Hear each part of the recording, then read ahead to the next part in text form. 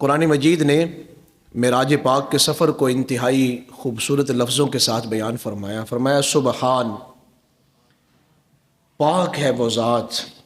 اللہ تعالیٰ نے معراج پاک کو دنیا کے انسانوں کے لیے ایک بہت بڑا سبق بھی بنایا ہے۔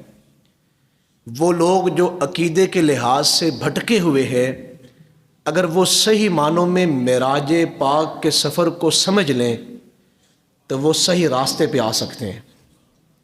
قرآن مجید نے بیان فرمایا سبحان الذی، پاک ہے وہ ذات جس نے اسرا، سیر کروائی، بعبدہ، اپنے بندہ کامل کو۔ دو لفظ یہاں بڑی اہمیت رکھتے ہیں، ایک اسرا اور دوسرا بعبدہ۔ اسرا کا معنی ہے سیر کرنا۔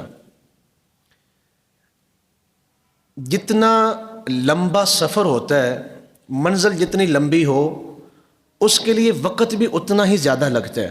ہمارے ہاں جب ہم سفر کرتے ہیں، اگر ہم نے کراچی کے لیے جانا ہے تو یہ ممکن نہیں کہ ہم گاڑی کے اوپر یا کسی گھوڑے جیسی سواری کے اوپر جو ہے وہ 1 گھنٹے کے اندر جو ہے وہ کراچی پہنچ جائیں۔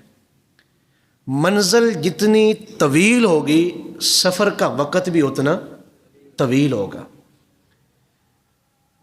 اگر آپ سیر کرتے ہوئے جاتے ہیں کہ مختلف جگہوں پر آپ رکتے ہیں اور راستے میں مختلف جگہوں پہ مشاہدات کرتے ہوئے جاتے ہیں تو پھر بہت زیادہ آپ کو وقت چاہیے۔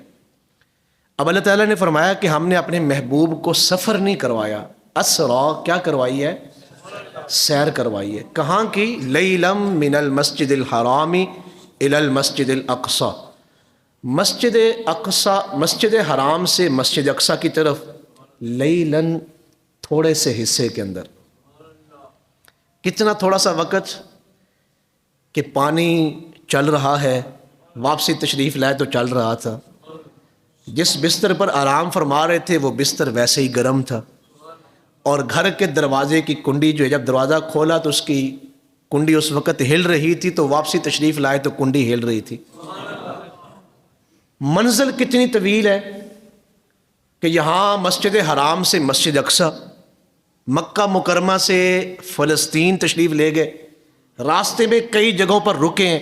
حضرت موسیٰ کی قبر پہ دیکھا کہ وہ اپنی قبر میں نماز پڑھ رہے تھے، اور پھر مدینہ منورہ میں 2 یگانہ نفل پڑھے ہیں آپ نے، 2 گانہ نفل پڑھے ہیں، اور پھر حضرت عیسیٰ کی جائے پیدائش کے اوپر بھی نفل پڑھے ہیں، بیت اللحم میں، اور پھر مدین میں آپ نے نوافل ادا کیے، اور پھر بیت المقدس میں آپ پہنچے۔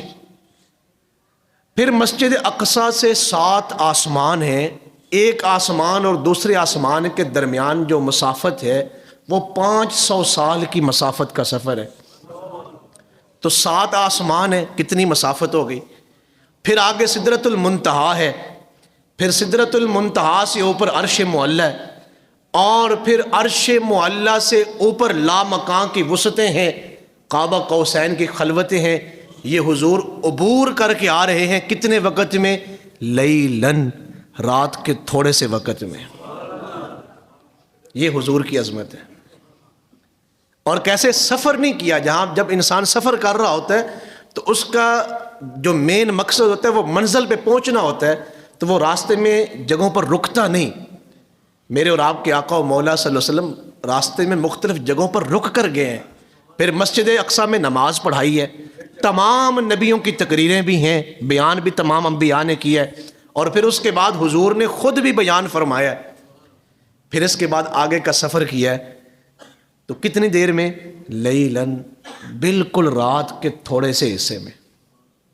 جو بات میں آپ کو ایمان افروز یہاں سمجھانا چاہتا تھا، میرے اور آپ کے آقا کریم صلی اللہ علیہ وسلم نکلے ہیں سیر کے لیے، اتنی لمبی طوالت والا سفر آپ نے چند لمحوں میں فرمایا، تھوڑے سے وقت میں، رات کے تھوڑے سے وقت میں آپ نے وہ مبارک سفر فرمایا۔ اب جو بات میں آپ تک پہنچانا چاہتا ہوں، جب حضرت موسیٰ کی قبر پہ حضور پہنچے تو حضرت موسیٰ کو حضور نے فرمایا میں نے دیکھا وہ اپنی قبر میں کھڑے ہو کے نماز پڑھ رہے تھے۔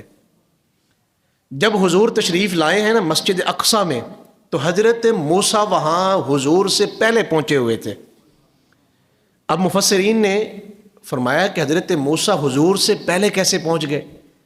تو مفسرین نے لکھا ہے کہ حضرت موسیٰ پہنچے ہیں نبوت کی پرواز سے، حضور بعد میں پہنچے ہیں براق کی پرواز سے، نبوت کی پرواز سے نہیں۔ حضرت موسیٰ کی نبوت کی پرواز اس قدر زیادہ ہے کہ حضور جس سواری کے اوپر سوار ہیں براق کے اوپر، جو جنتی جانور ہے، اس سے پہلے پہنچے ہیں، حضور کی سواری بعد میں پہنچی ہے۔ آپ اندازہ کریں جب حضرت موسیٰ کی جو مقتدی ہیں حضور کے اور راستے میں کھڑے ہوئے تھے، حضور کے سامنے راستے میں کھڑے ہیں اور پھر آسمانوں کے اوپر بھی راستے میں حضور کے استقبال کے لیے کھڑے تھے، ان کی نبوت کی پرواز اتنی زیادہ ہے۔ اگر حضور نبوت کی پرواز کے ساتھ تشریف لاتے تو وہ پرواز کتنی زیادہ ہوتی۔ تو میں عرض یہ کر رہا تھا کہ اگر حضور تشریف لائیں اتنے لمبے طویل سفر کے اوپر، تو لیلاً رات کے تھوڑے سے حصے میں حضور جاتے بھی ہیں اور حضور واپس بھی آ جاتے ہیں۔ مفتی احمد یار خان نعیمی رحمۃ اللہ علیہ نے لکھا ہے، اگر کوئی امتی حضور کو حالت تکلیف میں پکارے تو پھر یہ کیسے ہو سکتا ہے کہ حضور کی توجہ اور حضور کی تشریف آوری میں کوئی دیر ہو سکے۔ امتی کے بلانے میں دیر ہو سکتی ہے، حضور کے تشریف لانے میں دیر نہیں ہو سکتی۔ حضور تو قاب قوسین کی خلوتوں میں رات کے تھوڑے سے حصے میں تشریف لے بھی جاتے ہیں اور واپس بھی تشریف لے آتے ہیں، تو پھر میرا نہیں خیال کہ مدینہ منورہ سے سیالکوٹ کوئی زیادہ دور ہے۔ صرف امتی پکار کے تو دیکھے، امتی وہ دل کی کیفیت لائے تو صحیح۔